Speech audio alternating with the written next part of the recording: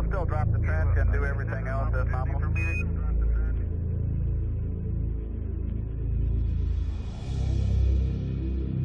I bet you I don't get this in here, but I'll try. Think you will?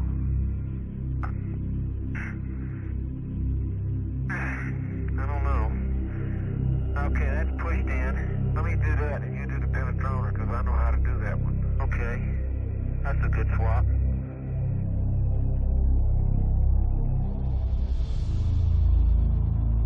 Coming.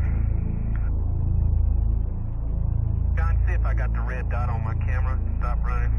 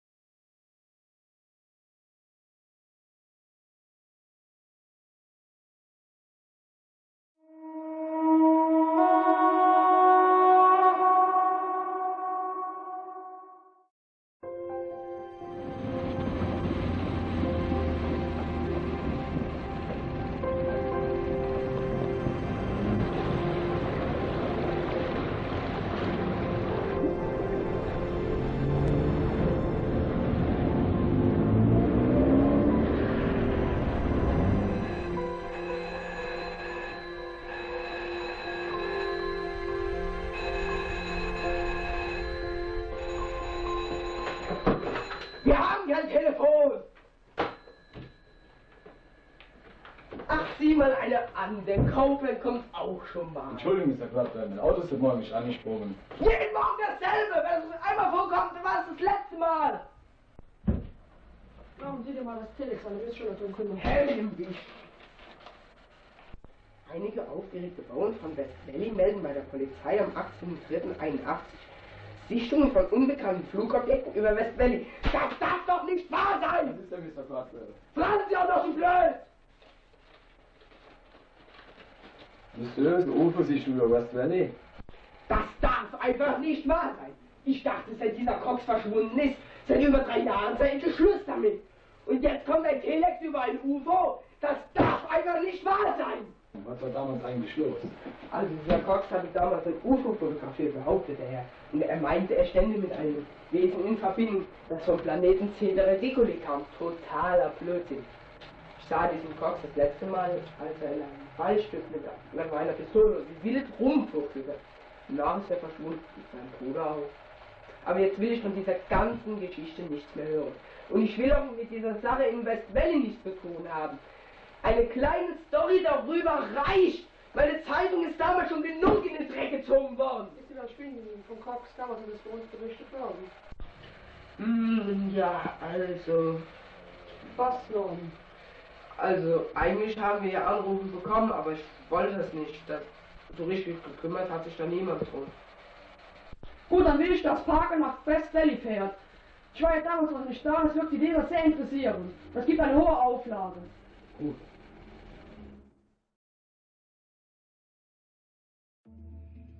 Er schien mir gestern die Glatte im All und hielt ein langes Zwiegespräch mit mir. Der Feuerschreiber hat einfach nicht gehört. An dem Brand habe ich ihm. Nieder! Spottet nicht, meine Lieben. Euer Ende ist nah. Schiebt noch rein. An dem Brand habe ich ihn. Macht ihn fertig. Liegt ein Brüder! Brüder! Liebe! Nein! Glaubt an die Götter! Du bleibst da! Ja, was hast du denn hier? Hört auf, meine Güte zu ihnen! Hört auf! Was hast du hier? Was erzählst du hier? Kommen diese Fremden! Kommen her! Falsche Wahrheiten verkünden! So ein Scheiß höre ich mir doch keine Sekunde länger an. Das ist eine $150 Spende, meine Lieben. Für ein neues Glaubenshaus. Ein Glaubenshaus! Nein! Ein Glaubenshaus! Ich kann dir was erzählen! Du Idiot! Hilfe! Hilfe! Oh! Feuer! Feuer! Mein Lebenswerk! Mein Lebenswerk! Helft mir!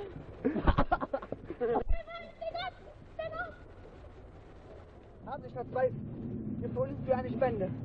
Nein, wir kommen von der Monthly Evening Post. Wir haben gehört, dass Sie gestern 2 Flugobjekte gesehen haben. Ich befand mich in einer Wanderung mit meinen Glaubensgenossen. Haben mich mit zu einer fernen Reise in alle Richtungen des Himmels.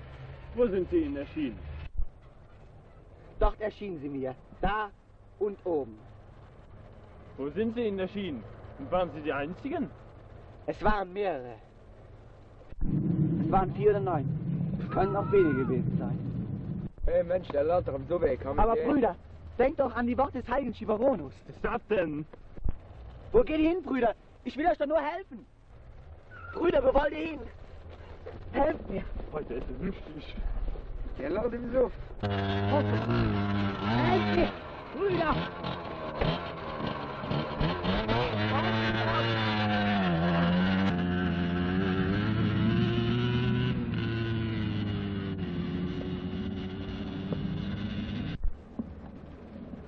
Ich werde nach Hause gehen. Mein Opiumsüppchen genießen.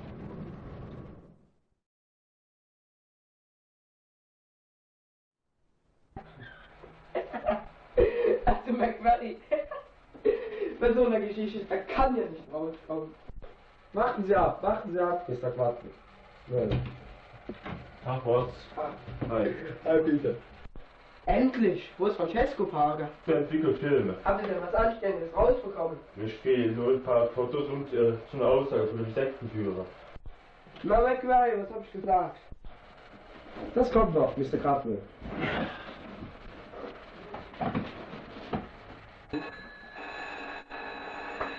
Kraftwerk? Kann ich mit der Fahrer sprechen? Der Reporter? Wie? Wen wollen Sie sprechen? Parker? Ja, Wer sind Sie denn? ich möchte meinen Namen nicht nennen. Parker, für Sie, er möchte seinen Namen nicht nennen. Parker. Fahrer? Ja? Sie sind der Reporter, der die Zeugen sucht, wegen der UFO-Geschichte. Wie? Ah ja, natürlich. Gut. Dann kommen Sie heute auf den Rummelplatz in Mansi. Wo sollen wir hinkommen? Kommen Sie bitte alleine an die Bierboote gegenüber der Sonnentalbahn. Ich werde Sie auf mich aufmerksam machen. Ich komme. Aber alleine bitte. Ja.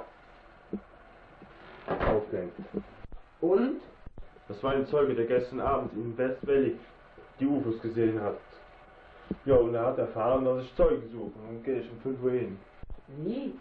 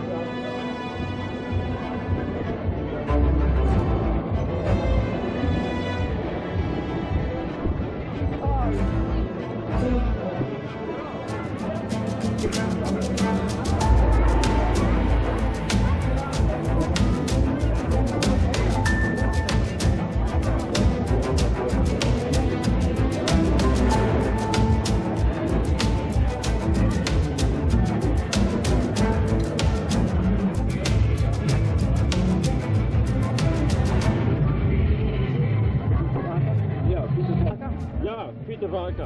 Ich habe gehört, so mein Zeug. Ja. Und so und wir. Ja. Hallo. So und wir. Wie war Ihr Name noch? Erstmal danke für das Bier. Ich darf meinen Namen nicht nennen. Ich glaube, ich werde ihn nämlich beobachten. Nee.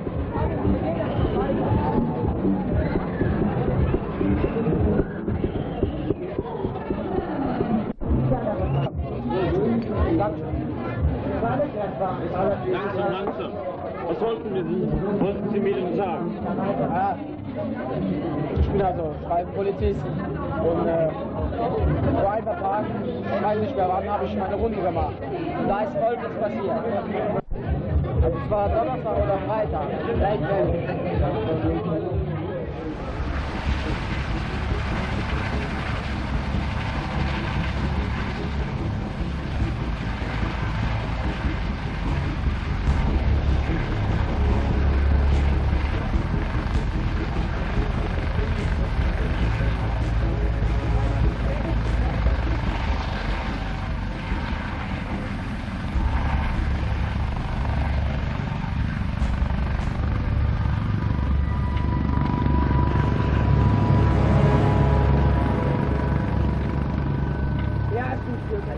Scheiße, ich kümmere mich als Kämmerling. Ist doch egal, Patronen ins Wände spannen und abziehen. Weiß ich selber.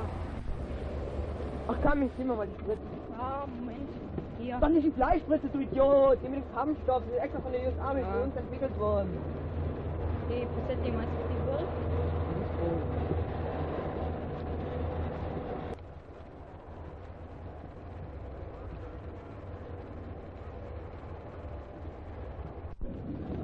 E plus Z, die klären so endlich mal über die Sachlage auf. Wir wissen ja gar nicht, was läuft. Also pass mal auf, gestern ist hier dagegen ein Hubschrauber, ne? Der hat ein UFO gesehen. Wir sollen die Sache jetzt näher untersuchen. Eigentlich ein Grund, warum wir uns hier so abhetzen.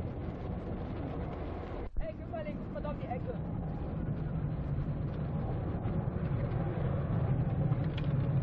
Scheißding!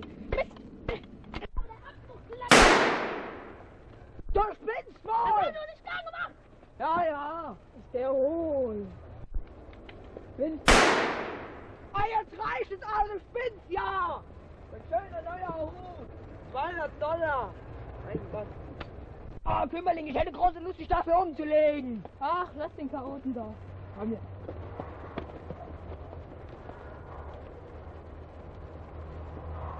Kümmerling, du machst es hier. Ja, warum immer ich? Aber bevor du noch mehr Unheil anrichtest.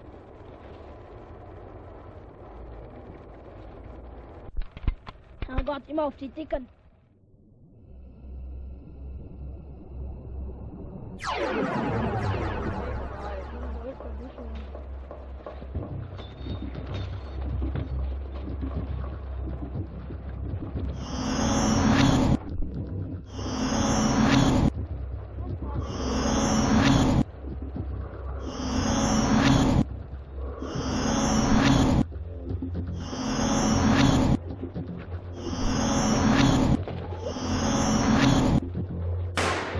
Och, jetzt spielt er schon wieder mit dem Ding Aber er rum. schreit doch, vielleicht ist ihm was passiert. Ach was, er hat sich bloß im Fuß geschossen. Das nicht? Ach, komm, geh wir gucken. Und liegt er. Oh mein Gott. Komm, weiter da. Hey, komm, ich glaub, da ist. Komm mal auf den Weg. Wir werden genau da. Das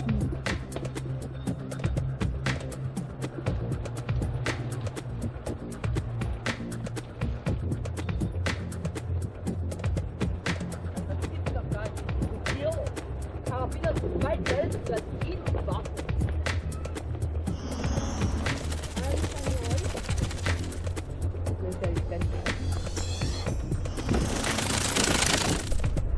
Oder?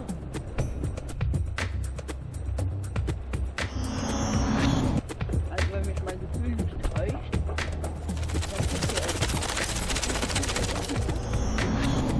dann ist es, läuft mal hin. Verdammt, Scheiße!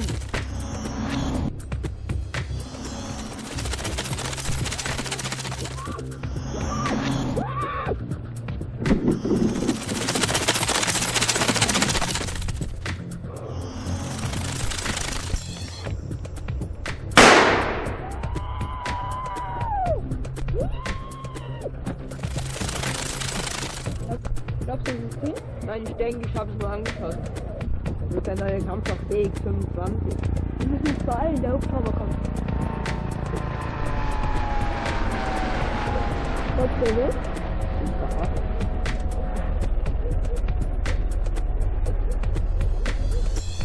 Komm schnell, der Hubschrauber landet gleich. Wir holen uns noch zweimal das Hubschrauber mit und dann bringen wir es nach Bristol City. Das ist alles? Ja, alles. Mehr weiß ich nicht.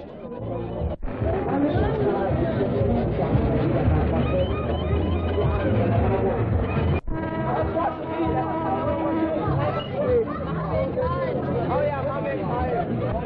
Mehr kann ich Ihnen dazu nicht sagen.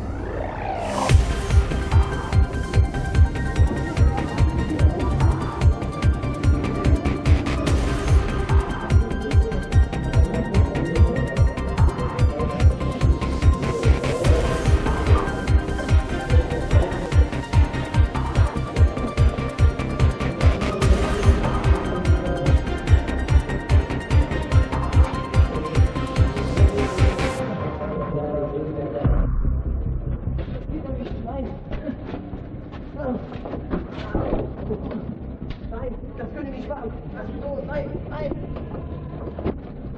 Es geht doch nicht, ich bin doch auch Polizist. Pass auf, Jungs, es gibt zwei Möglichkeiten. Entweder du oder wir. Nein, nein. Ich bin mir für dich. Denkst du?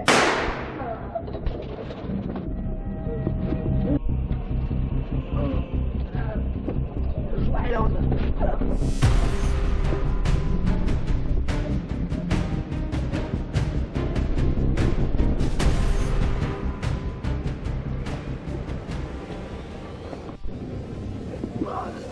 Sollen Sie mir noch sagen? Los, sagen Sie! Kommen Sie! Parker, geht's heute Abend noch Great Valley Falls.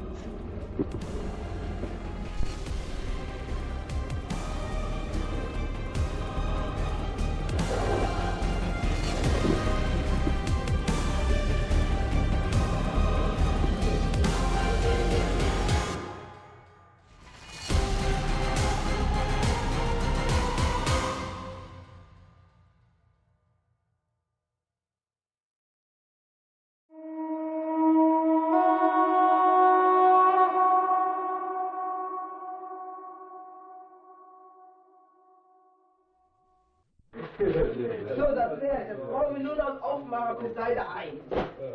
Verdammt nochmal, weiß es der kleine was? Vielleicht das Erdbeben San Juan, New Mexico. Nein, das stecken wir auf Seite 5. Das ist ja nicht so interessant für die Staaten. Ja, wenn Parker mit dem Bericht aus Great Valley fertig wäre, könnten wir das auf die Titelseite nehmen. Aber er ist noch nicht fertig. Aber ich will ja selbst, wenn wir das so machen würden. Mensch, fahren wir schon zurück? Schon, Sie sich das machen. Was ist das? Das waren wir Zeuge. Und CIA ermordet. Ach, CIA? Ja. Abstoßen. Das ist also ehrlich. Also pass auf, hier sind die Bilder, alles auf deine Blätter Storys schreiben. Auf, schaffen wir was. Raus. Wir sitzen nicht. Das gibt's doch gar nicht. Und Karl, wie kommen Sie darauf? Er hat es mir selbst gesagt. Das ist eine Story, die einfach unglaublich ist. Wann hast du dich schon wieder vertrieben? Warum? Das ist die Aufregung. Ach, Scheißdreck. Bei der Story ist das egal. Was ein normal. Was? Wenn das wirklich wahr ist, mein lieber Gott. Früh, heute Abend, Nacht. Der Zeuge hat noch was gesagt. Ich muss sofort nach West Valley Forest. Aber mach doch mal. Keine Zeit, wir müssen da zu dem Zeugen nach Hause. Moment mal, ich komme mit. Ich muss sowieso noch zu mir nach Hause. Ich muss mich noch anders anziehen. Ja? Ich glaube, der Chef hat es auch nicht mehr alle.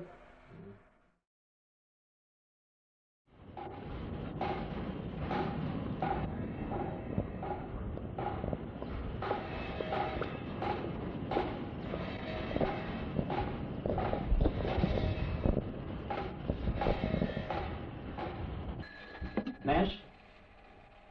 Soll noch reinkommen? Herein! Tag, Boss. Das heißt nicht Boss, das heißt Commissioner.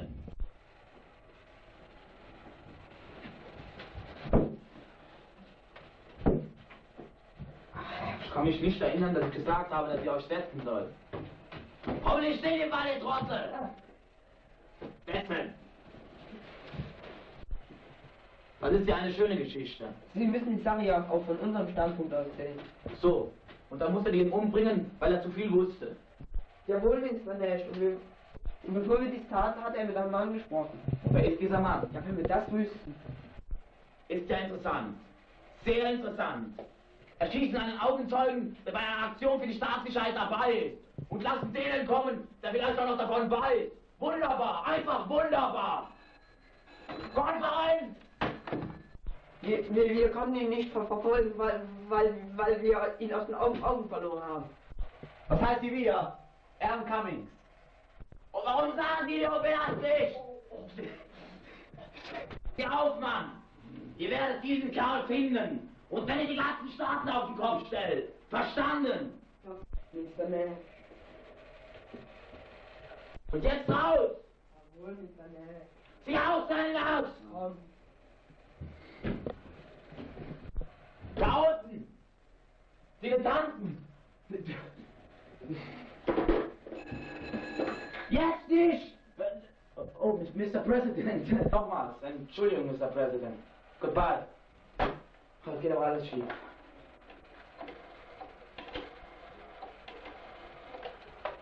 Professor Schawinski, bitte. Ja, hier ist Nash. Ja, hallo? Professor Schawinski. Hier ist Nash. Wie geht es den Patienten? Er spricht doch keinerlei Reaktionen an. Das ist sehr bedauerlich. Ja, er ist liquidiert worden. Ja, alles in Ordnung. Nur, da weiß noch ein anderer etwas von. Ja, ein Mann, der mit Smith kurz vorher noch gesprochen hatte. Ja, der Tod von Warren Kömmerling ist sehr bedauerlich. Ja, er wurde heimtückisch, von irgendwas ermordet. Keiner weiß von wem. Wir vermuten, nach der Art der Ermordung zu urteilen, war es kein Mensch. Nein, ein weiterer Exoterrorist. Ja, Professor, ich komme mich gleich selber davon überzeugen. Also, in einer Viertelstunde bin ich bei Ihnen. Dann können Sie mir den Patienten zeigen. Goodbye, Professor.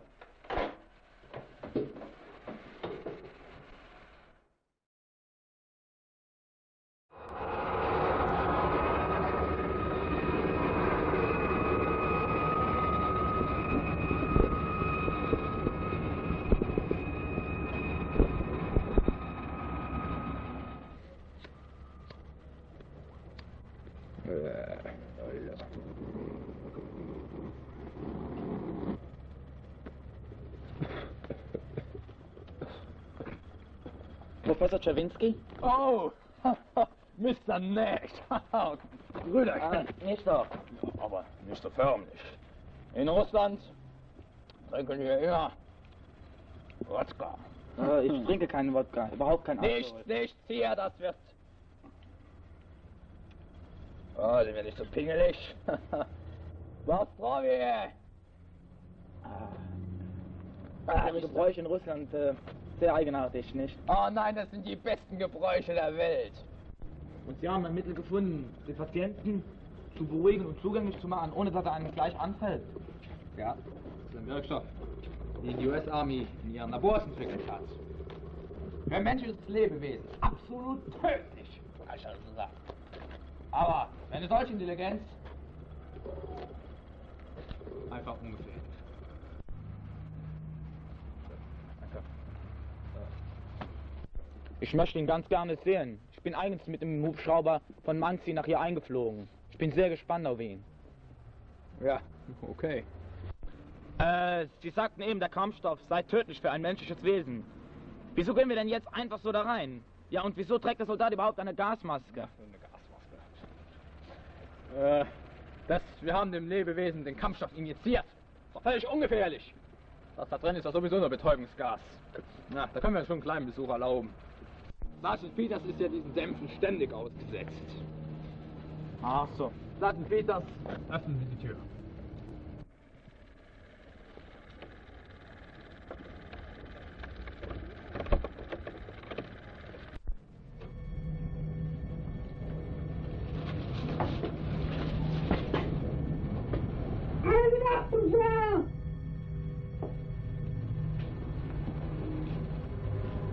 Und das Gas ist wirklich ungefährlich. Ach, stellen Sie sich doch nicht so an, das habe ich Ihnen doch eben schon gesagt. Mein Gott. Ist ja schon gut. Oh mein Gott.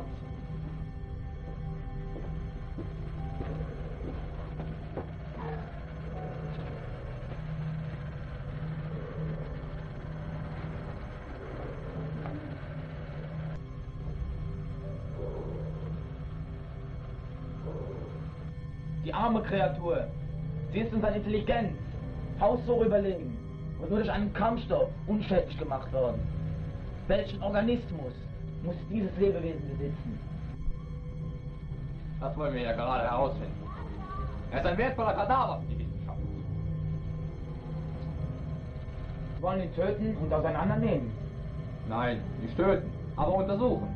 Und wie wollen Sie das tun, wenn er sich noch nicht einmal richtig betäuben lässt? Er hat sich ja im Hubschrauber schon wie ein Wilder aufgeführt, so dass wir beinahe abgestürzt wären. Das ist es ja gerade. Wir sind aber noch am Experimentieren. Aber wir werden schon dahinter kommen. Die Art dieses Wesens ist zweitrangig. Das Wissen geht vor. Unsere Wissenschaftler kommen mit dem Flugobjekt nicht klar. Die Funktionen können nur geahnt werden. Wir brauchen ihn. Wir brauchen ihn leben, Professor. Da bin ich ganz sicher dabei. Aber ohne chemische Beeinflussung wird er uns nie helfen. Das kann schon stimmen.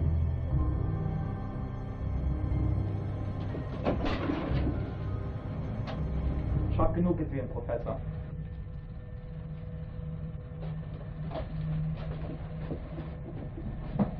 Danke, Professor.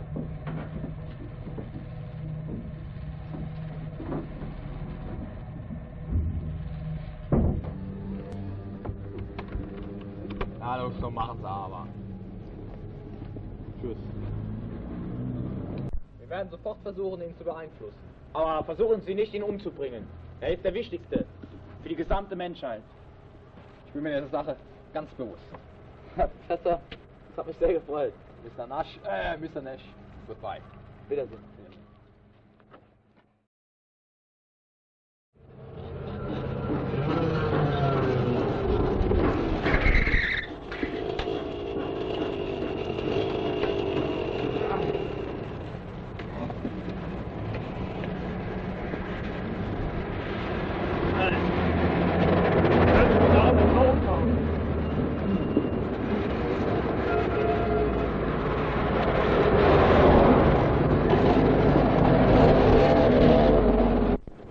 Wie er heißt, Malcolm Smith. Hier muss es sein.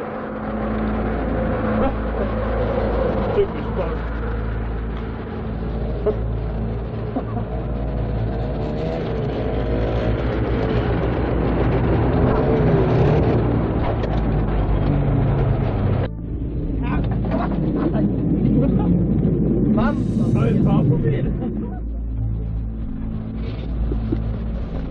Wir müssen irgendwo rein. Das ist drin. Geldwiege. Welche Frage und Wachen? Durch welchen Strom bemüht am hinzukommen, du kannst wenigstens wachen. Ich will gerne einen Blau. Vielleicht hat jemand vergessen, die abzuschließen. Wenn wir hier so einfach reinlassen? Boah, meine Herren, das Smith hat ja vielleicht ein Ding hier gebaut. Ja, Kopf, das sowas ja nie geschafft. Wie? Cox hat sowas nie geschafft. Das hat auch mal hier gebaut. Ah, das sagen Sie mir jetzt. Was ist das noch? Nehmen wir noch. Komm schon dann. Ja. Was riecht das hier? Ich wie ein Schlafzimmer.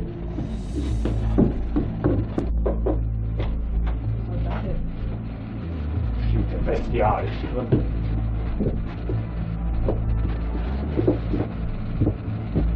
Kommen Sie, Kraftwell. Ist das auch nichts Besonderes? Komm, wir gehen wieder. Direkt gut.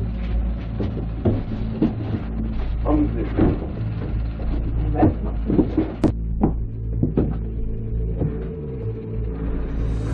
Ah, Francesco Parker, kommt her! Jetzt schon wieder. Oh, was soll denn das? Der macht das zurück.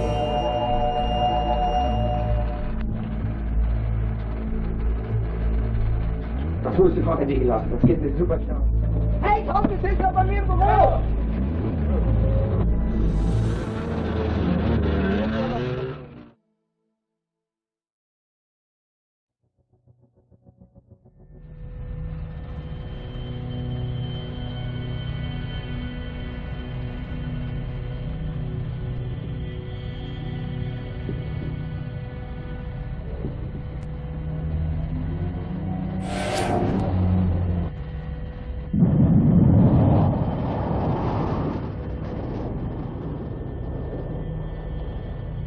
Schawinski, der Patient ist wohl auf. Okay, dann werde ich ihn ins Untersuchungszentrum mitnehmen und ihm noch weitere Tests unterziehen.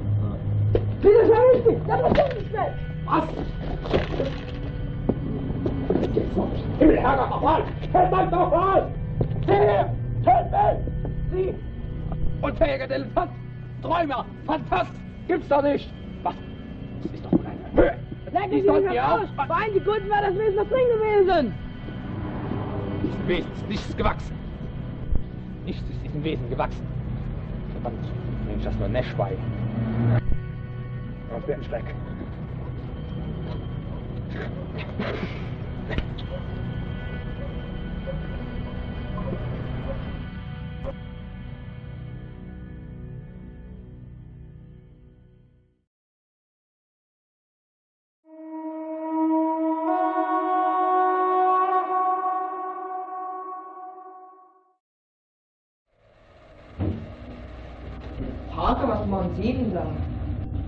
mach Kulturbildung. Und Hager, waren Sie das? Das war eben noch nicht, oder? Ja, nächstes machen Sie bitte die Augen auf. Also was Luft ab. Haben Sie schon was gefunden? Außer der schwülen Schubladen noch nicht. Und Sie? Das sehen Sie mir. Kommen Sie, Mr. Grabwell, ich suche mir das aus. Am besten geben wir mal eine Etage höher.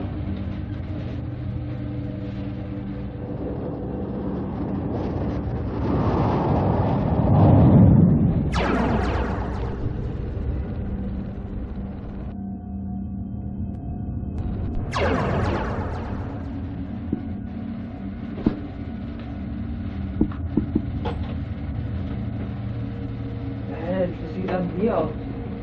Ich meine, man wäre bei ihm im Büro. CIA hat aber ganz schön gewütet. Oder machen die bloß gesucht haben.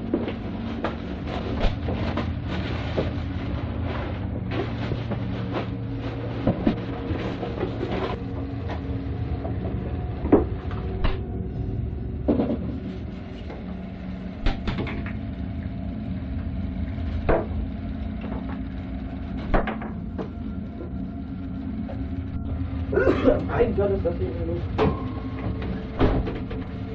Was ist das denn? Was ist das denn? Das Tagebuch von Cox.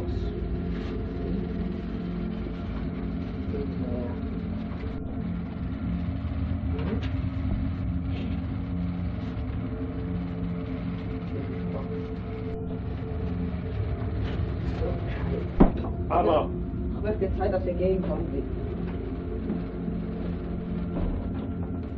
Wieder hat schon am besten von den Schulen da oben noch. Von Bilder, wie ich von Schätze und Keller hatte, Bilder, wie ich wieder früher im Entwicklungsbad genommen. Und konnte ich erwarten, wie die fertig war. Da vorne im Schrank liegt. da liegt doch keiner. Wo ist der denn hin? Mein Gott. Hagar, glauben Sie, der von Wien? Weil der verschwunden ist. Nicht vorstellen. Mag aber hin sein. Hagar, glauben Sie doch nicht so.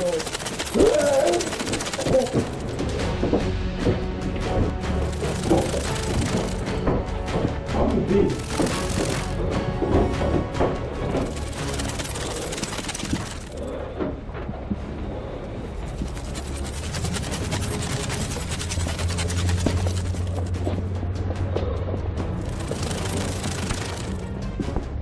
Nicht lange, hier ist wieder ein Motor geklaut.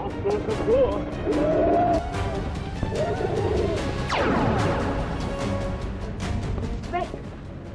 Haben Sie schon öfters erlebt? Ja. Jetzt haben wir ihm den Krieg erklärt. Das war's.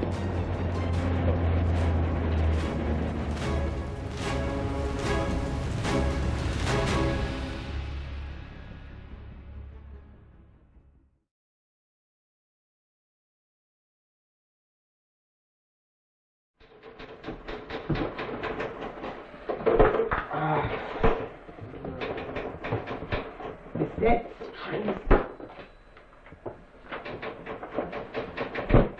McMurray, wer wird ja auch mal was Arbeitszeit hören? Ich bin in einer geistigen Phase. Oh Jackson, Sie sind ja auch schon in Ihrer dritten Überstunde. Ja, ich trage schon eine elektrische Schreibmaschine. Immer dieser Karte mit mir, oder?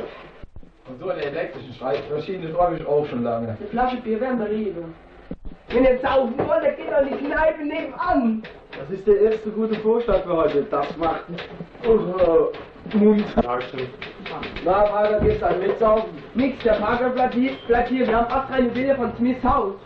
Das Saufen kann ich für später aufheben. Wir haben eine Überraschung für euch. Ich hab gesagt, ich kündige Frist bloß. Sie haben doch gestern noch angefangen. Ach, leck mich am Arsch.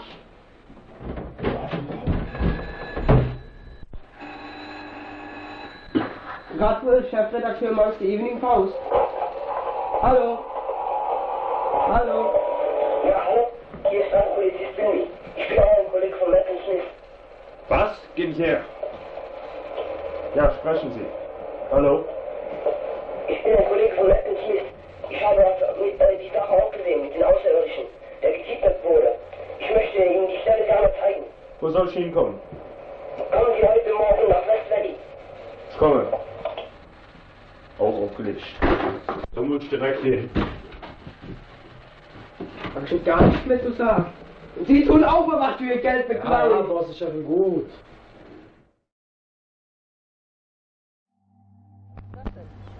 Der moderne Reporter braucht moderne Kommunikation. Dann kann ich alles anfangen. Aha.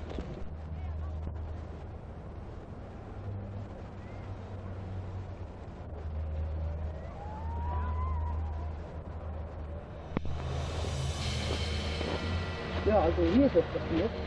Ja, so hat es mir Smith auch erzählt. Ja, das ist die Sache so ist. Natürlich, für diese Geschichte hat das der echt nicht einen umgebracht. Wirklich unheimlich.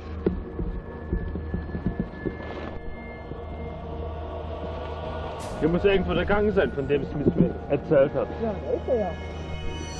Tatsächlich. Ziemlich bewuchert hier.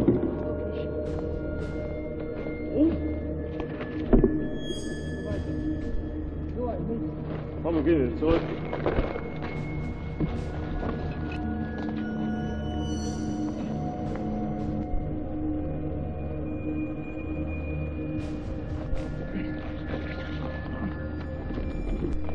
Ah, stell dir Scheiße. Wow.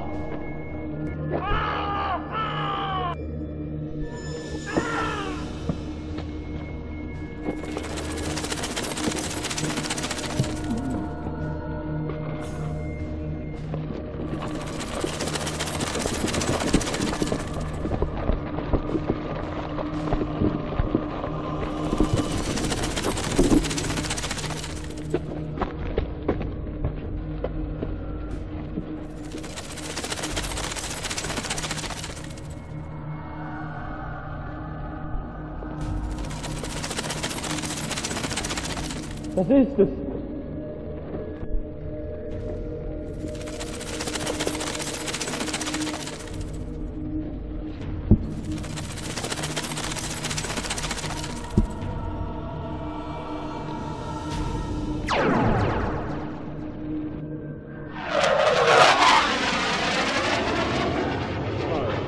Ich werde rausbekommen, wer diese Fremden sind.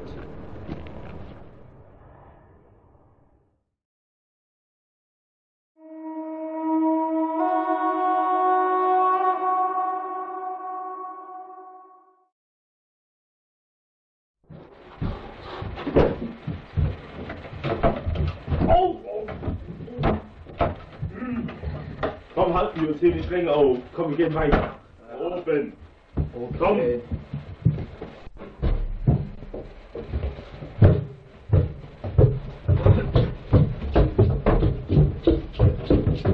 Rechts. Mann, das erinnert mich an mein Zuhause. Das war bestimmt das CIA. Hoffentlich haben sie nicht das... Was suchst du? Das Tagebuch von Cox.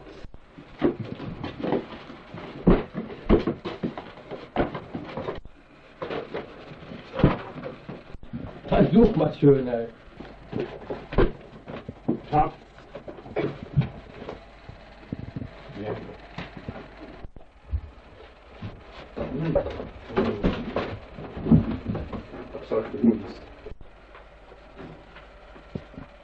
Hier ist die letzte Eintragung vom 4.8.78. Ist nicht vielleicht mehr jene Idee absurd und verrückt, dass wir die Bewohner dieser Planeten Erde, wir halb zivilisierten Barbaren, die einzigen intelligenten und bewusst denkenden und lebenden Wesen in diesem unermesslichen Universum sein sollen? Ich frage mich nur, wie der Cox diese UFOs kam. Schlag doch mal Fahr dein Tagebuch nach. 12.10.74. Halt, nein, es ist bereits der 13. Oktober. 2 Uhr morgens, ich liege seit Stunden wach. Mir will einfach diese Geschichte nicht aus dem Kopf gehen.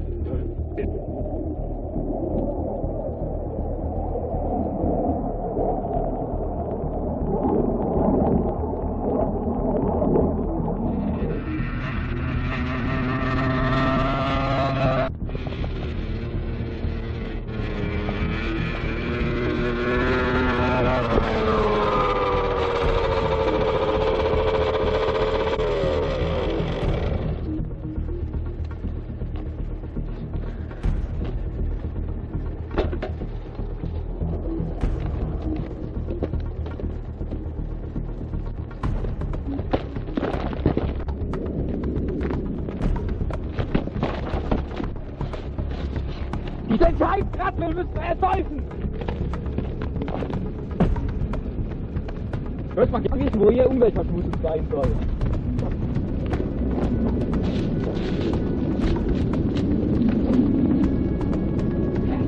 Den Knalltopf.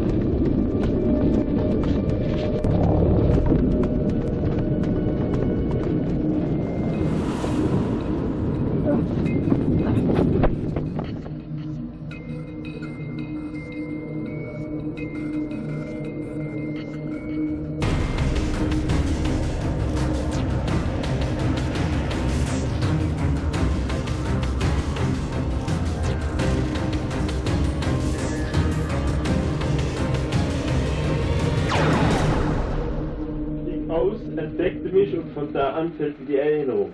Ich erwachte und hatte einen Kristall in der Hand. Ich wusste nicht, wie ich ihn bekommen habe.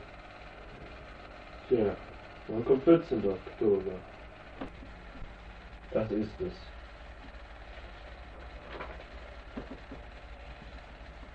es. »16. Oktober. Sie wollen den Kristall wieder haben. Ich weiß immer noch nicht, warum Sie ihn mir gegeben haben. Diese Nacht kam sie nach.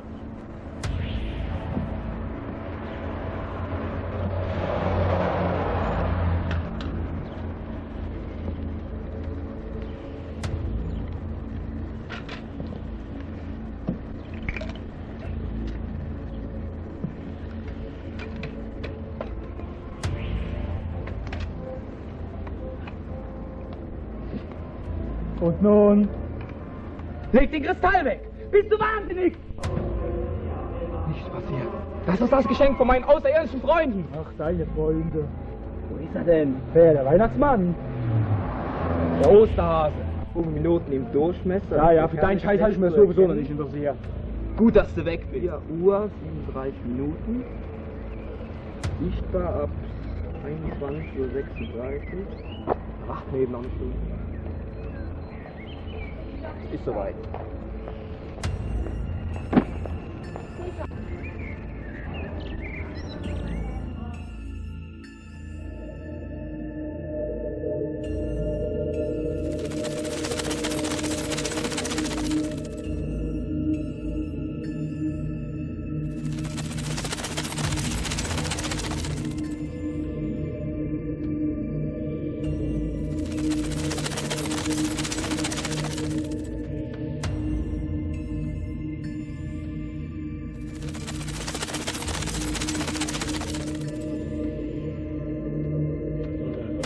Vielleicht wird die Zukunft klären, was Sie hier erwarten. Cox hat nicht gesponnen, das ist alles wahr. Nur wo ist er jetzt? Ich weiß es haben nicht. Haben die Außerirdischen ihn entführt oder umgebracht? Ich weiß es nicht. Aber wir werden es bestimmt schon rausfinden. Saftladen. Schauen uns jetzt mal ein bisschen um.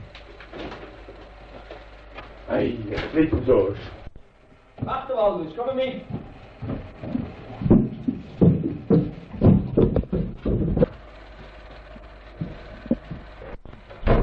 Ich guck mich doch mal hier um, Mensch.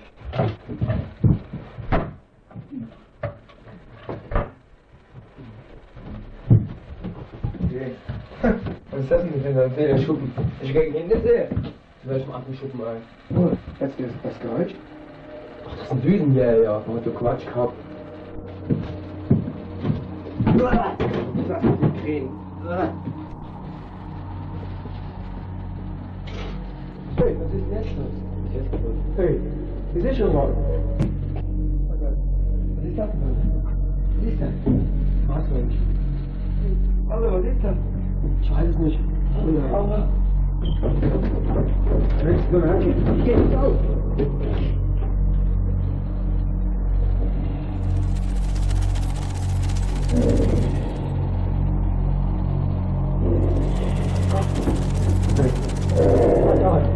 Hilfe!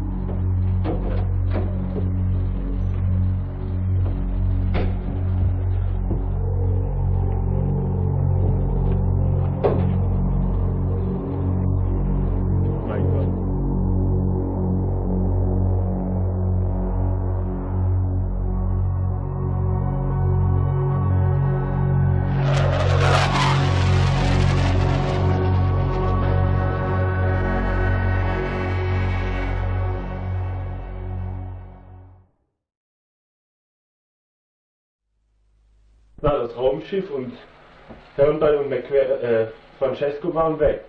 Und das Wetter ist wieder verrückt. Jetzt hätte ich bald auch verschwinden lassen. Nein, ich denke aber auch die beiden nicht. Ist ja ziemlich interessant, was mir da erzählt. Ich wollte ja nur den Ruf von Cox wiederherstellen. Also gut, ich glaub's jetzt. Cox war kein Spinner. Danke, was? Aber trotzdem stehen wir vor einem Rätsel.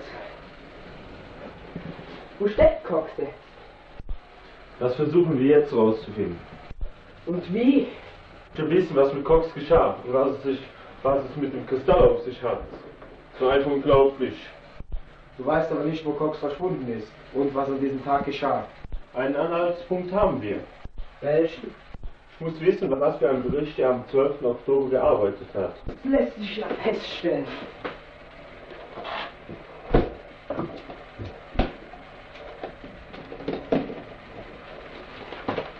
Dies ist die Akte von Cox von 1974 aus dem Oktober von seinen Berichten.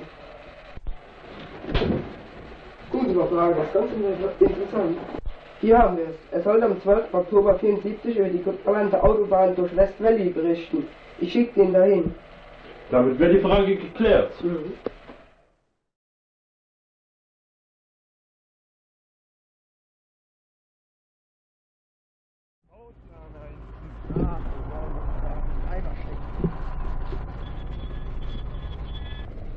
Hier muss es irgendwo sein, Ralf. Holen wir das Bild raus. Okay, Peter. Da ist es doch. Ja. Ja, siehst du, hier sind die zwei Hügel. Und da hinten der Hof sitzt. Ja. Komm, wir gehen mal hin.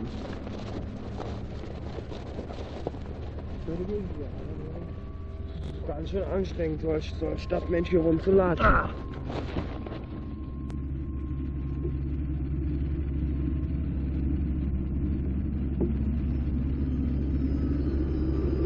Junge, hier sieht's aber vielleicht noch hier aus. Ja, der Regen und der Wind haben mir ganz schön gewütet.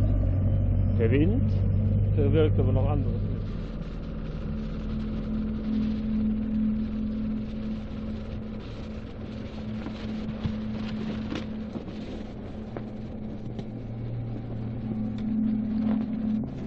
Der Reporter ist auf der Bergsteiger.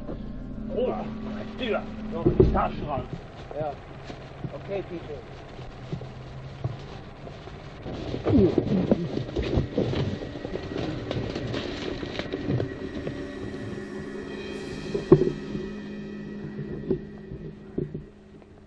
Was hast du? Ah, Scheiße. Alles ganz?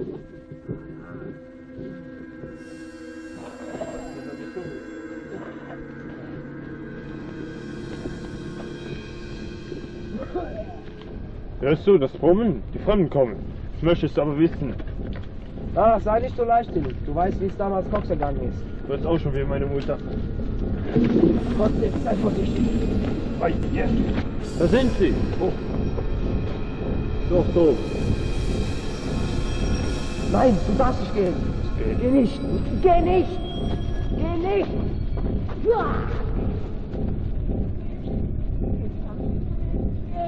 Nein, Parker, geh nicht. Ich kann mich nicht bewegen. Es geht nicht. Du bringst dich nur in Gefahr. Bleib stehen, Peter.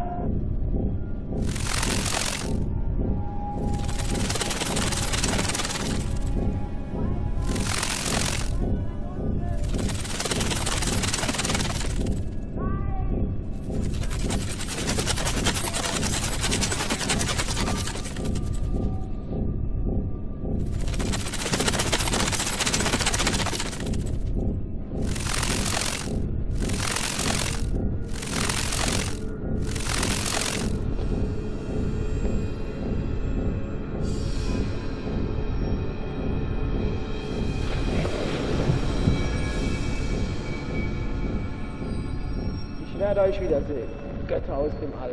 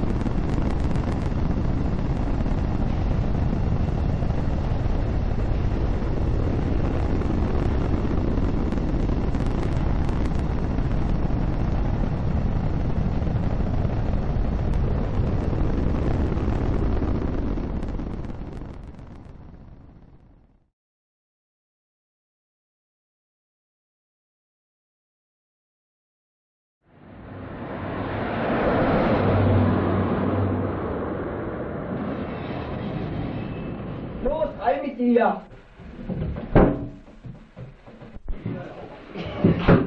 Rein mit dir! Ich schwöre dir, Sonne! Was verlangen Sie überhaupt? Ich einfach von der Straße verzogen. Wer sind Sie überhaupt, um mich hier hinzuverfrachten? Man halt auch Ruhe! Warum nehmen Sie nicht raus? Es gibt eine Klage gegen Sie.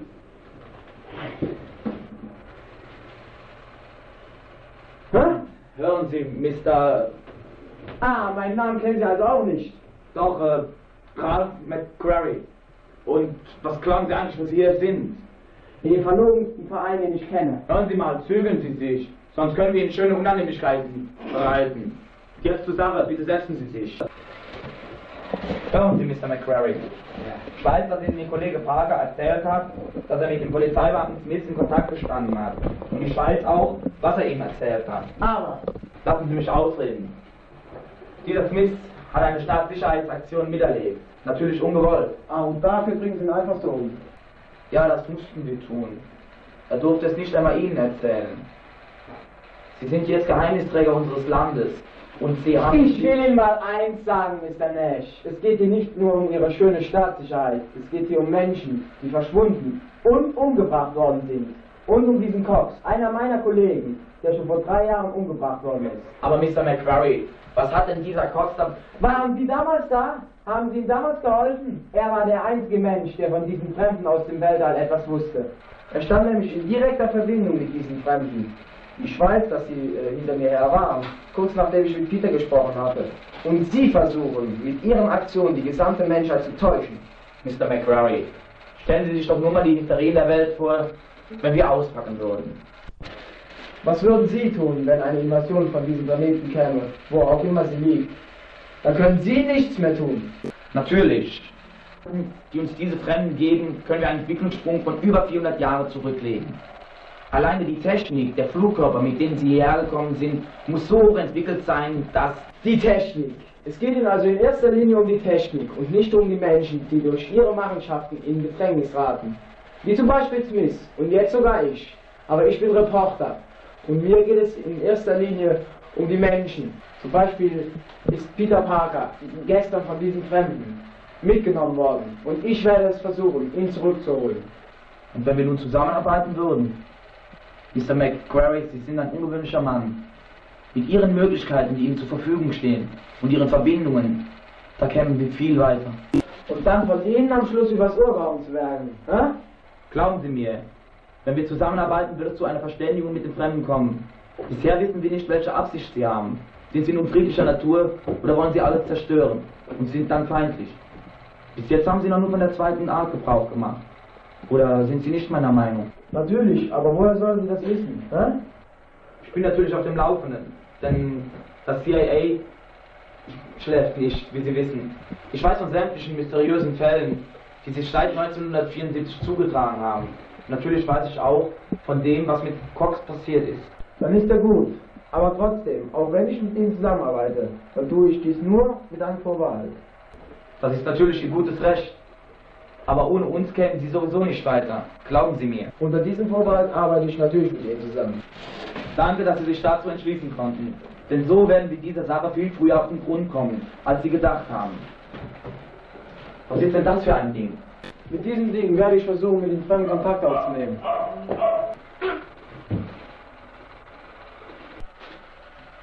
Auf gute Zusammenarbeit, Mr. Nash. Auf gute Zusammenarbeit.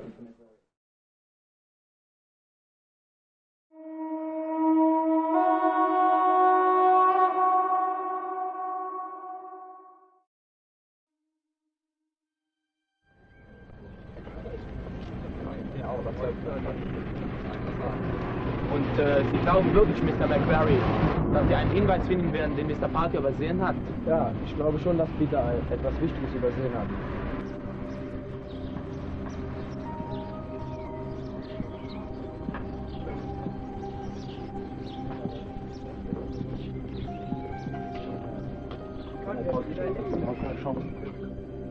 Warum ist denn die Tür auf? Bitte kommen Sie rein.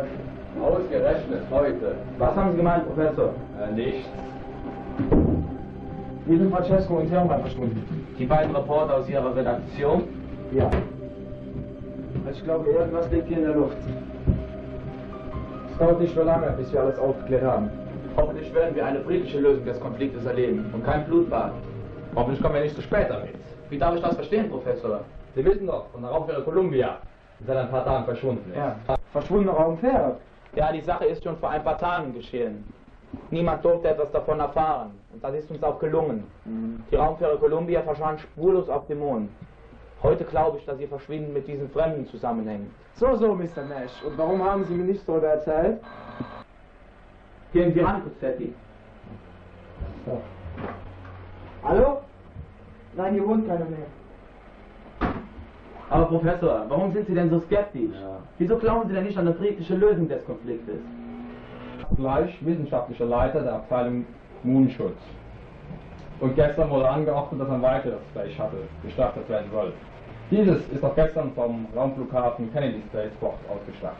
Mit welchem Ziel? Mit dem Ziel, die Columbia zu finden. Die Atlantis hat die fürchterlichste Waffe an Bord, die man sich überhaupt vorstellen kann. Hoffentlich passiert da nichts. Es ist unverantwortlich, was sich diese Herren wieder da erlauben. Durch diese ganze Mission kann unsere Sache hier gefährdet sein. Regen Sie sich nicht auf, McQuarrie.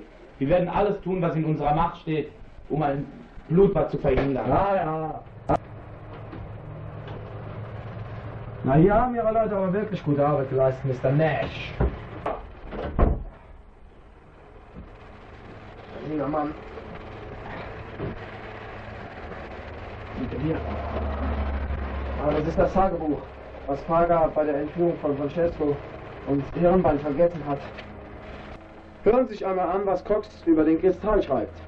14. Oktober 1978. Ich weiß nicht, was es für eine Bewandtnis mit dem Stein hat. Ich sitze den ganzen Tag herum und betrachte mir den Kristall. Ist es ein Spion, ein Späher von einer fremden Welt? Grad will hämmerte auf mir rum. Ich soll den Bericht über die Umweltverschmutzung in Muncie fertig machen, aber dafür habe ich keine Lust. Sie werden wiederkommen, die Götter aus dem All. So vielleicht würde es Däniken sagen. Vielleicht hat er recht. Entweder verehren wir sie wie Götter oder wir bringen sie um. Verehren wir sie wie Götter oder wir bringen sie um. So wird es geschehen. Oder sie bringen uns um. So. Was ist denn nun?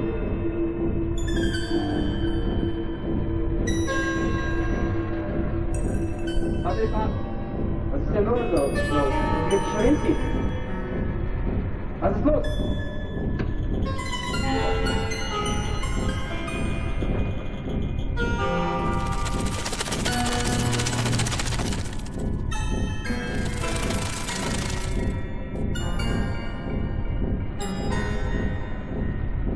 Mein Gott, wir haben die Kleine mitgenommen.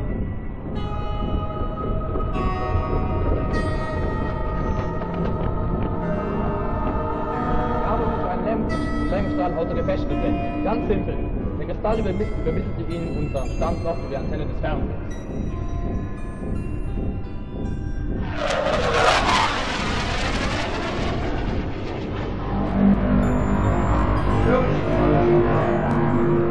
Keinem wird etwas zu leiden getan. Ihr seid in guter Ordnung. Ihr werdet alle wiedersehen und das Gelacht und euch wird nichts geschehen. Was ist los mit Ihnen, Cuzzetti? Geht dorthin, wo der Mensch namens Vater verschwand. Und seid Freund, wie wir es sind. Cuzzetti, wachen Sie auf! Was ist denn? Warum starren Sie mich denn alle so an? Aus seinem Mund sprach ein Fremder, ein Außerirdischer. Anscheinend beherrschen Sie die Telepathie. Gehen wir nun dorthin, wo Parker verschwand.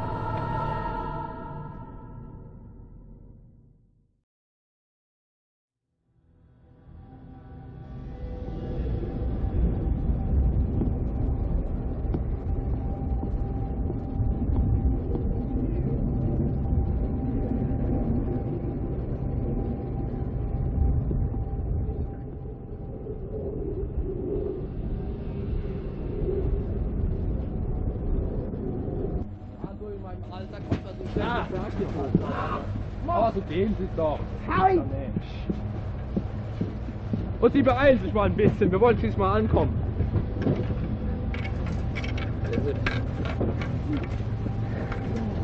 Ja, ein bisschen flott hier!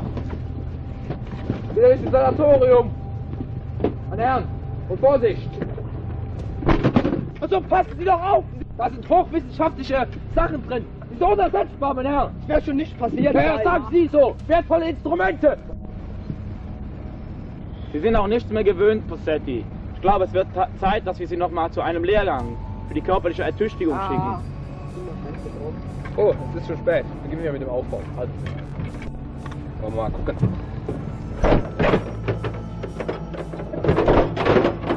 Meine Instrument. Mamma mia. Sehr schwer. Was ist das denn? Na, das werden Sie noch früh genug erleben. Ach, schöne Scheiße. Das ist eine Antenne, mit der man die Radiosignale im Weltall empfangen kann. Wir können allerdings auch eine Empfangsschaltung zum Radioobservatorium nach Indianapolis schalten. Aber ich glaube doch, dass wir auch so hin. Und wie funktioniert das? Die ist gekoppelt mit einem Empfänger. Wunderbare Anlage. Haben Sie den Kristall noch, Mr. Nash? Ja, hier, Professor. Wir werden diesen Kristall, den Mr. McCrary von den Fremden bei der Entführung Parkers erhalten hat, hinzuschalten. Wir hoffen auf einen Erfolg. Darauf hoffen wir alle. Sie sind noch nicht bereit. Woher wollen Sie das wissen? Ich spüre es. Ich spüre Sie. Sie sind allgegenwärtig.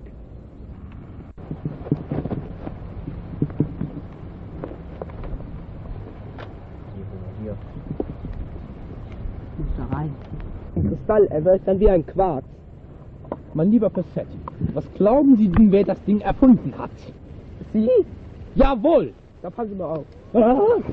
Sehen Sie mal, was ich konstruiere. Funktioniert. Hören Sie schon etwas? Noch nicht, Chef. Das reicht für heute. Machen wir Schluss. Und Sie passen ja auf, Sergeant Peters. Wohl.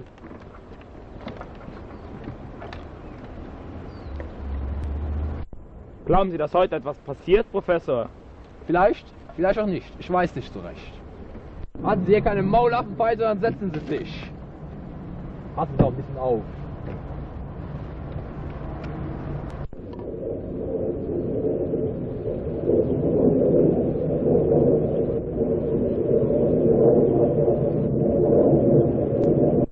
Funktioniert die Rappenkiste wieder? Ich dachte, es wäre ich kann es aber nicht will. Bei der Erfindung. Moment mal. Durch, Professor.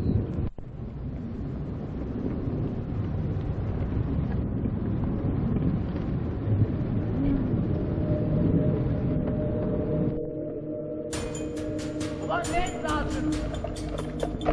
Hey!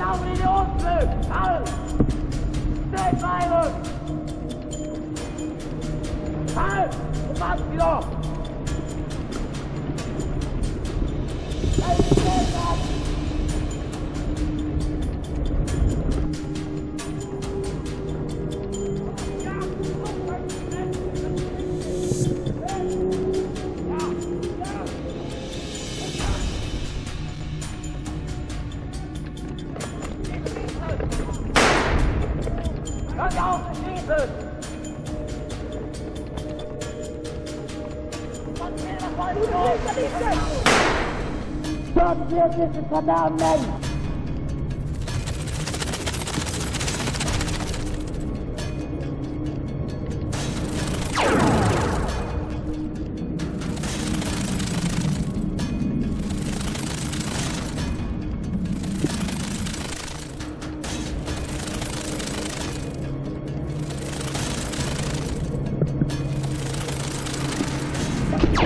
Mein Gott, Nash ist verschwunden.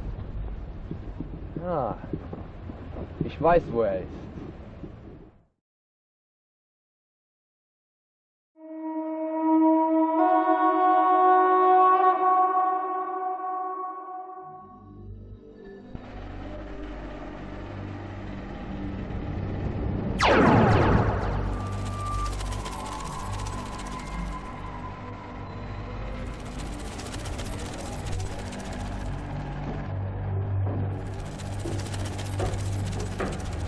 so gerade gelegen.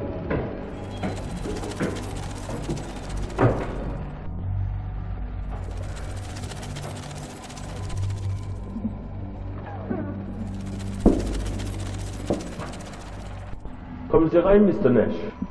Sie kennen meinen Namen? Warum auch nicht, Mr. Nash? Solange Sie gar nicht selbst von den Fremden mitgenommen worden sind. Sie wissen doch davon. Klar, Sie sind Parker, aber jetzt verstehe ich überhaupt nichts mehr. Was soll das? Würden Sie mir das bitte erklären? Ja, später. Sie werden alles erfahren. Sie werden alles erfahren. Wo stecken Sie denn die ganze Zeit? Sie waren nach 4,5 Tagen spurlos verschwunden. Ich habe auch nicht geglaubt, dass mir so etwas passieren könnte. Aber endlich verstehe ich diese Zusammenhänge, diese kosmischen Zusammenhänge. Alles ist in ein Licht geglaubt. Und ich habe es erkannt, dass Sie nicht allein sind. Was haben Sie mit diesen Fremden zu tun? Nichts, aber jemand anderes. Sie werden ihn gleich kennenlernen. Nehmen Sie Platz und warten Sie auf ihn. Er wird gleich kommen.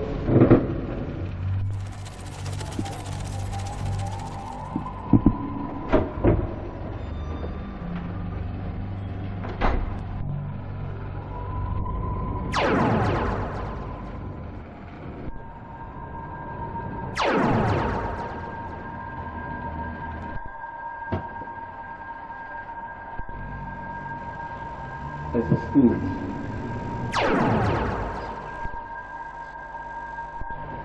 Nein, das darf nicht wahr sein. Erkennen Sie ihn nun, Mr. Nash? Ja, er kennt mich. Ich strafe für ungefähr 5 Jahre in einer anderen Sache. Sie sind es.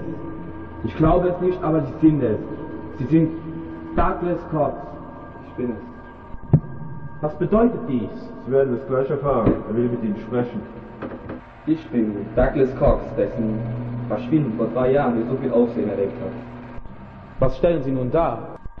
Ich bin der Imperator des Sternenreiches, das die Menschen Ceter Reticuli nennen. Ich kann es nicht glauben. Sie leben. Und hier auf der Erde stiftet Ihr Verschwinden einen Unfrieden sondermaßen.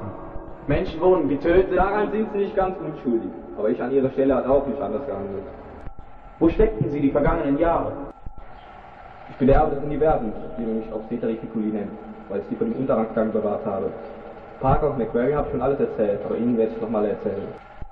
Apropos McQuarrie, wo ist dieser überhaupt? Tut doch gar nichts zur Sache. Nun werde ich Ihnen erzählen, wie ich in meine Position kam. Damals hatte ich den ersten Kontakt mit diesen Fremden und ich sah zunächst keine Gefahr in ihnen. Als sie damit begannen, Menschen zu töten, sah ich doch eine große Gefahr für die Menschheit. Ich versuchte alle zu warnen, aber sie nannten mich einen Verrückten, einen Idioten. Ich verlor alles, Freunde, Bekannte und meinen Job. Dann hatte ich ein Duell mit einem dieser Fremden. Tant war sein Name. Er tötete mich, doch er wurde dann von meinem Stiefbruder Don Ikeho getötet. Zu dieser Zeit gab es unter den Fremden einen Machtkampf und Utant war ein brutaler Anführer, der ohne Gefühle handelte. Was sich ihm in den Weg stellte, wurde bedingungslos unterstellt oder getötet. Als Utant nun gefallen war, nahm ich andere Wesen von Ceter Reticuli auf. Sie hatten anscheinend die Macht über Leben und Tod. Sie erweckten mich wieder zum Leben, indem sie mich in eine Hänsenröhre steckten, gestorbenen Zellen erneuerte und alles wieder in Gang setzte. Dann flogen sie mich zu ihrer Mondbasis im Meer der Ruhe. Sie sahen einen Nutzen in mir und sendeten sie mich getötet. Nun, nachdem ihr Anführer auf der Erde getötet worden war, wussten sie nicht, was sie tun sollten. Dann flogen sie mich zu ihrem Planeten, er heißt Mirayonan. Dort lebte ich lange in einem abgeschlossenen Gebiet. Sie versuchten mir ihre Sprache und ihre Gewohnheiten beizubringen, was auch gelang. Aber wieso kamen damals die Fremden von Ceter Reticuli? Nur durch die Dummheit der Menschen, neue Waffen zu entwickeln und zu testen. Sie sahen die Atomblitze von Nagasaki, Hiroshima und Nevada. Das Licht dieser Explosion brauchte 35 Jahre, um ihren Planeten zu erreichen. Und weiter? Sie wussten nicht, was sie tun sollten. 1971 erreichten sie den irdischen Mond und errichteten dort den ersten Außenposten ihres Planeten in einem anderen Spiralarm der Galaxis. Und von dort beobachteten sie die Erde, denn auf Ceter Reticuli hatten sie die ersten Radio- und Fernsehwellen aufgefangen. Sie konnten zunächst damit nichts anfangen, denn diese Radiowellen handelten in erster Linie vom Krieg, genau. Und sie versuchten, die Menschheit zu retten. Und warum brachten sie im Jahre 1979 Menschen um? Das ist eine Geschichte, die niemand mehr auf Ceter Reticuli erzählen will. Ist auch zu grausam, aber trotzdem, ich will sie Ihnen erzählen, damit Sie sich ein genaues Bild machen können. In der irischen Zeitrechnung war es 1976, dass auf Ceter Reticuli, auf Mirayonan, ein Bürgerkrieg entfacht hat. Ein gewisser Utant wollte an die Macht kommen und er stürzte den alten Imperator von Mirayonan, Gunozal VIII. Er wurde von ihm eigenhändig ermordet und er nannte sich zum neuen Führer des Reiches, das 17 Planeten umfasst. Und das Volk stand zunächst hinter ihm, weil er versprach, die Missstände mit einem Schlag aus der Welt zu schaffen. Das Volk kämpfte für ihn und eroberte viele Planeten, von Utant ausgebeutet wurden.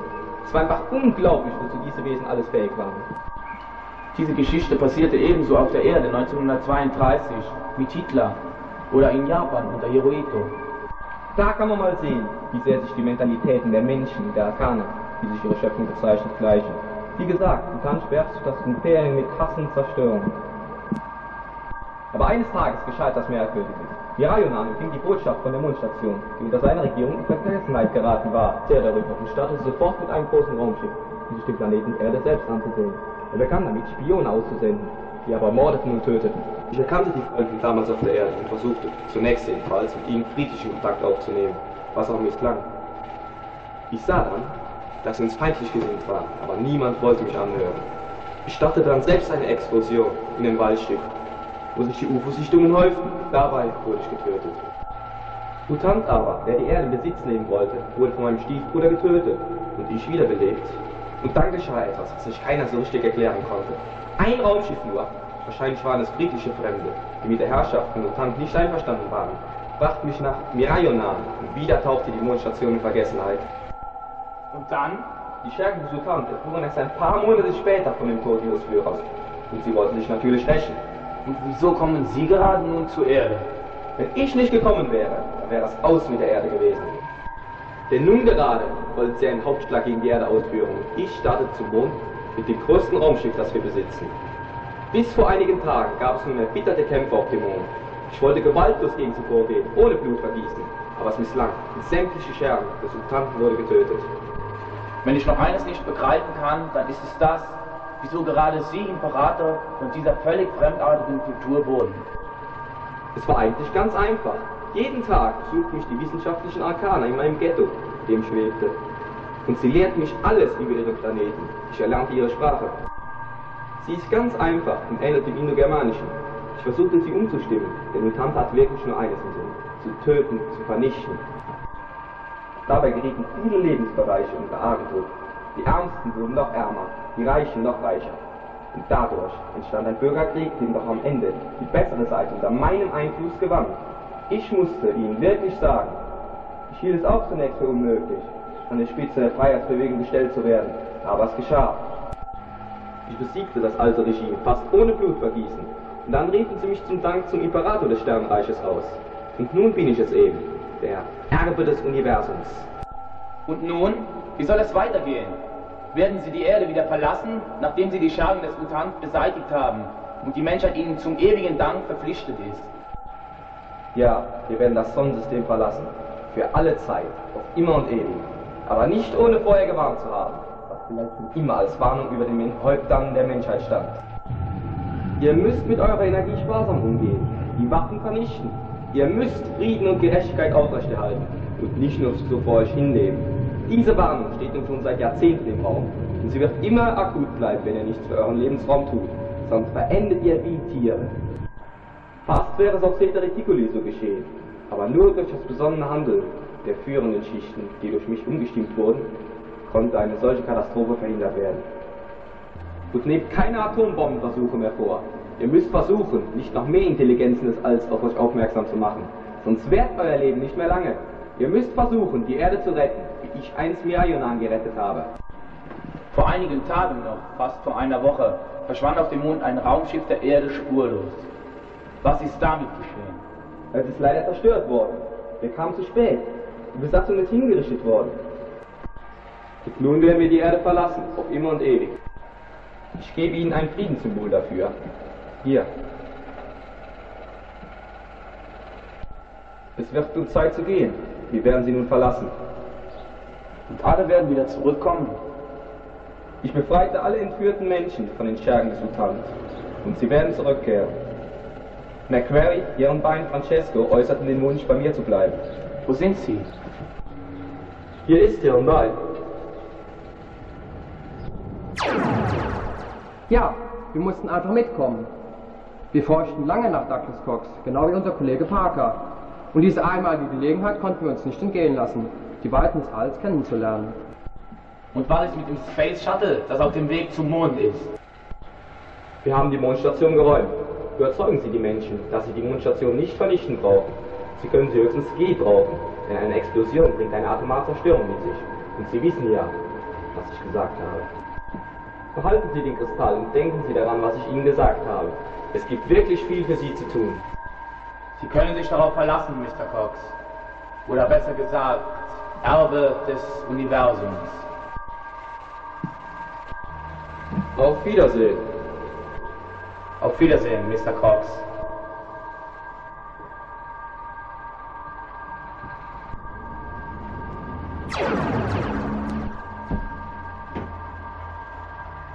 Kommen Sie, wir gehen nach draußen. Ich will sehen, woher dieses Dröhnen kommt.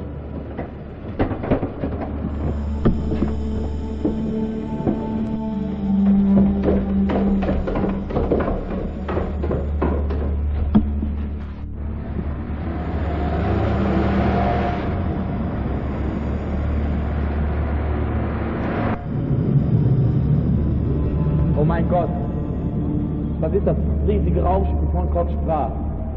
So etwas wird die Menschheit niemals erbauen können. Können sie wiederkehren? Niemals. Es liegt an uns. Also, wir werden versuchen, eine Revolution zu beginnen, wie sie in der Geschichte der Menschheit noch nie stattgefunden hat. Es gibt viel zu tun. Und du, Erbe des Universums, wir danken dir. Die Menschheit steht hinter dir. Und auf ein baldiges Wiedersehen in einer friedlicheren Zukunft.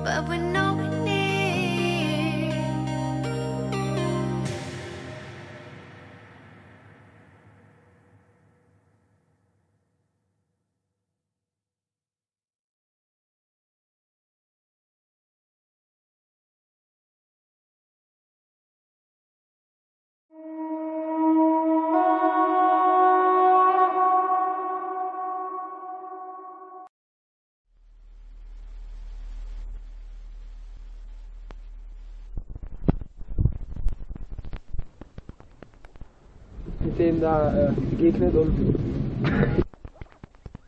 damit komisches Gefühl irgendwie, als Wind.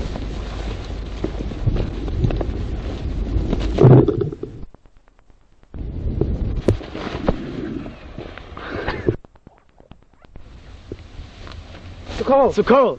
Herrgott, musste das sein! Los!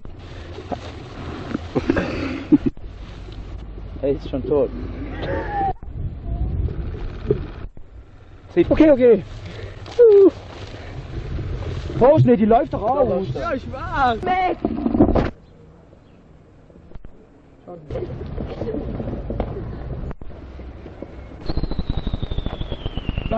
Nein, nicht! Hier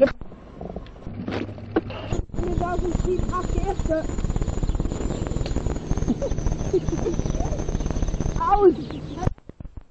Wenn der Kümmerling nicht stoppt.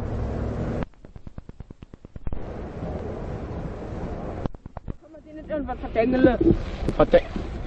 Machen Sie jetzt ein Interview! Machen Sie jetzt ein Interview mit dem Toten! Gesamtaufnahme! Ja, hallo!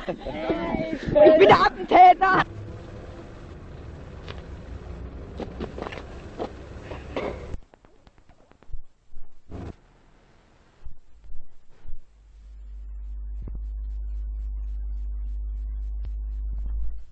Was war das denn? Nach dem Tag.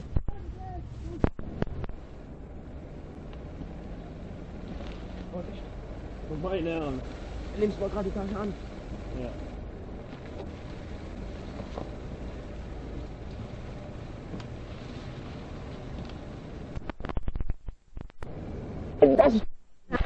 Mit den Möglichkeiten, die uns diese Fremden geben. Action! Mit den Möglichkeiten. Okay, tschüss, bye. Vorbei. Alles klar. Lass mir meinen Hut zurück. Mesh. Es geht auch um den technischen Fortschritt. Stopp. Mit Herr Mesh, Sie machen. Mach wohl zu Hause sein. Aha. Herr Bergi. Okay, was am Ende und jetzt? Nicht rein. Nein, du bist musst du den Film auslaufen lassen. Schau noch mal. Ja, Schlöcher.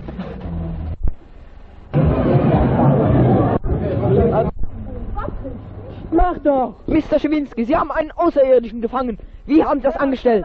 Wie soll ich Ihnen das sagen? Er kam da vorbei. Was wollen Ja, und dann habe ich ihn einfach gepackt und dann habe ich ihn Was wollen Sie mit ihm machen? fressen. Sprich, was sagen Sie zu diesem wunderbaren Film? Ja, der Film ist gut und Ja, danke. 1, 2, 3.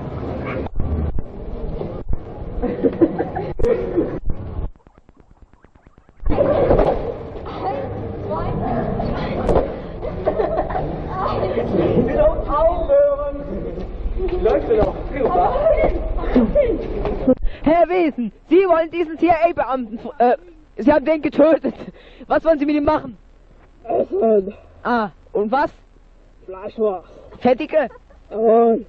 Meine Berino! Was kann ich denn hier im Ding? Meine! Na! Dunkel, ich mach mal die Lampe an.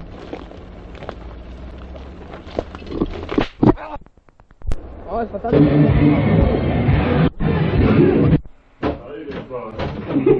Ach du Scheiße, du.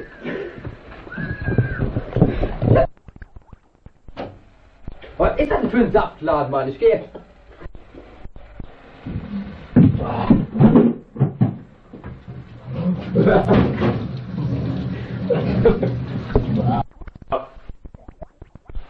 Ich möchte wissen, was bei dieser ersten Begegnung mit Cox geschah. Start mal ab. Ich möchte...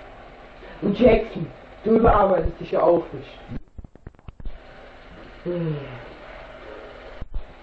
Und Jackson, Sie sind ja auch schon in der 3. Überstunde. Was war denn jetzt?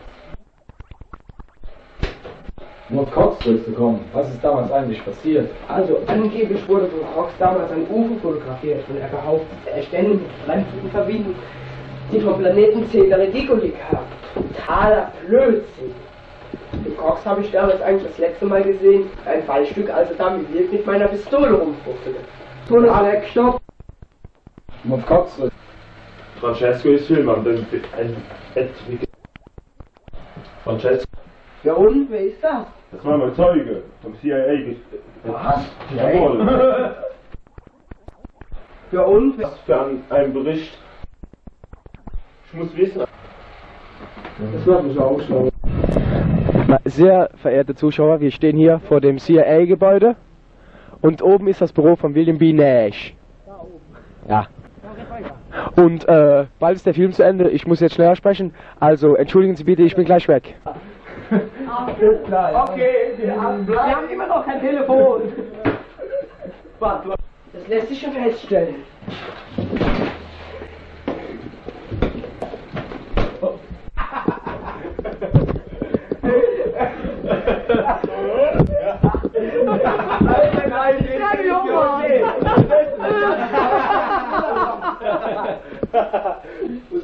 Komm, kann ich gehen. Halt, Mama, Zeug. Nein, lass ihn. Eine halbe Stunde ist nicht gut für uns. Wir kriegen es weg.